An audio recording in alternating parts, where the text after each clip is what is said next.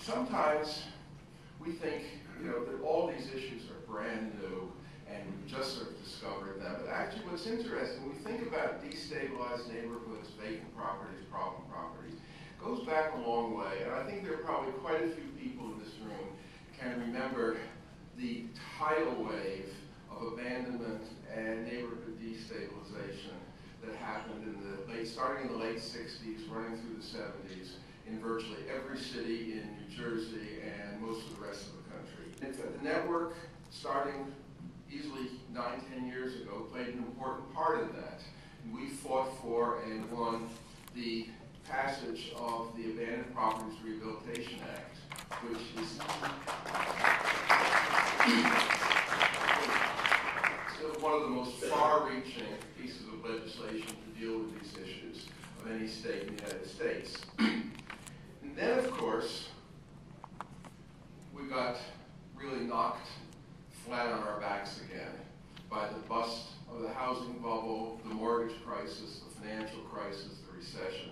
And the next thing you know, we were, if not quite back where we started, well back, with neighborhoods being destabilized by foreclosures and abandonments all over again. But one thing that this has done for us is it's reminded us that solutions don't just happen. We have to work through them, we have to work together, and we have to work not piecemeal, but strategically. And what's also really important at this precise time, I think nationally we have a tremendous ally in this effort in the newly created Center for Community Progress, which is an organization dedicated to working with localities, states, and at the national level to address the crisis in our neighborhoods and problem properties, vacant properties, and as the slogan goes, turning vacant spaces into vibrant places, or maybe it's vacant places into vibrant spaces, or so anyhow, whatever it is, it sounds really good, and it's a really strong organization that I think is going to provide a lot of leadership in the years to come. And one of the best things about the organization is that it's led by a man named Kildee, who is the leader, I think, in both thinking about and doing stuff in this area. And just briefly, there's a piece in your packets about him, but mentioned very briefly that Dan has had a distinguished political career in Flint and Genesee County, Michigan, which he started, I believe, at the age of his first elective office at the age of 18. Might have been 12, 16. It was very early in any event. But more importantly, is when he became county treasurer of Genesee County, he saw these problems and decided to do something about it.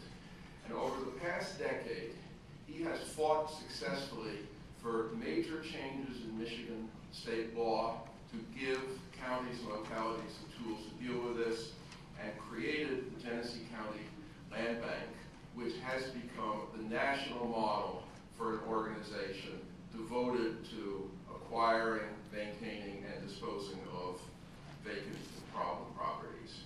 So earlier this year, he became the first president of the Center for Community Progress and is taking his leadership on this issue, as it were, on the road. So I'm honored to introduce Dan Kildee. It is good to be here. I have not spent much time here in Trenton, although I've been certainly in New Jersey. I visited a number of your communities, particularly Camden, in recent year or two. Alan is very gracious in introducing me. I've known Alan now for about a decade. When I first started my effort in Flint, Michigan, I went to the Charles Stewart Mott Foundation, which is based in Flint, my good fortune, and I asked them for a grant to begin some research on how to fix these broken and forgotten places. And so they provided me with a modest grant to go find the smartest people in the country working on these issues. They were not available, so I got Alan.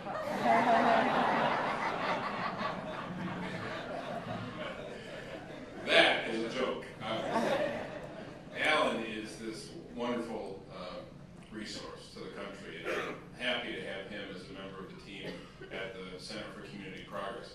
What I didn't know until last night is that around these parts, particularly right here in town, he's somewhat of a empty property land redevelopment rock star. Last night I was with him and everybody kept coming up to him and saying, Alan, and usually when I go back home, people come up to me and they say, Dan. Not quite as enthusiastic. So I'm not going to spend a lot of time with this PowerPoint. It's not a very long presentation. It's mostly just images. But I want to get through a little bit about what our organization is focused on, and particularly how it might relate to you here in the state of New Jersey. So we could start with the first slide. Well, second slide. This is just so I know where I am. And we can just sort of roll through these first couple of images. I mean, this is the picture of a problem that we're dealing with in this country. And it's a standard, these abandoned houses, abandoned properties. Go to the next slide. It's a standard in many of these communities that leads to conditions like this: empty houses, illegal dumping. Next slide. Imagine what happens. I mean, you know this. This is what we're up against, right? Folks in this room, I think, primarily are working to try to provide affordable housing and stable neighborhoods, but we're up against this kind of stuff. Abandoned properties that have high costs to our communities, not just to the quality of life for the people who live near these empty places, but abandoned, forgotten, empty property reduces the available financial resources that governments need to provide basic services, because they reduce the value of real estate, which affects the tax base. And at the same time, these abandoned properties increase the cost or the demand for governmental services. An abandoned property is 10 times more likely to burn, like that one on the screen. And in fact, in my hometown of Flint, 90% of the fires in my hometown take place in an abandoned or at an abandoned house, which means the fire department, the demand for the fire service is 10 times greater, and the cost of the fire service some other multiplier greater than it would be if we somehow figured out a way to remove this condition, to remove that fuel where there are fires, where there's crime, and where there's all sorts of bad things that happen. Next slide. So the question is, why is it like this? Why do we have whole neighborhoods, in some cases whole sections of cities, and maybe in a few cases only the house here or there? Why do we have these properties that are left behind? Is it because the market has forgotten these communities? Well, maybe to a certain extent. But the problem, I think, is that we often fail to realize that much of the condition that we're dealing with, while there may be factors that have contributed to the abandonment of property, population loss, economic dislocation, obsolescence of the housing stock, there are all sorts of governmental systems, financing mechanisms, land use systems that have actually contributed to, and in some cases actually been the cause of this problem that those very same governments are now trying to formulate policy and find the money to address. And so the work of our organization is in part to move upstream and try to not only deal with this huge tsunami in some communities of vacant, abandoned, high-cost, low-value properties, but actually examine the systems that are creating that problem in the first place, and simultaneously try to rethink, re-engineer the way our policy at the federal, the state, and at the local level, and our systems actually generate these vacant and abandoned properties and foist them upon us.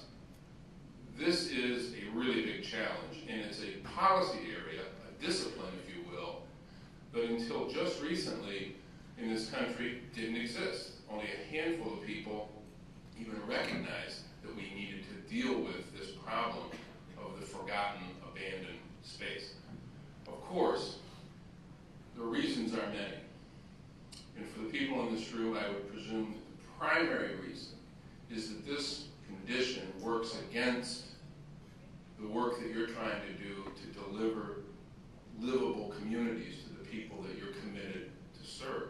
But at the same time, this condition works against the longer-term economic viability of cities generally.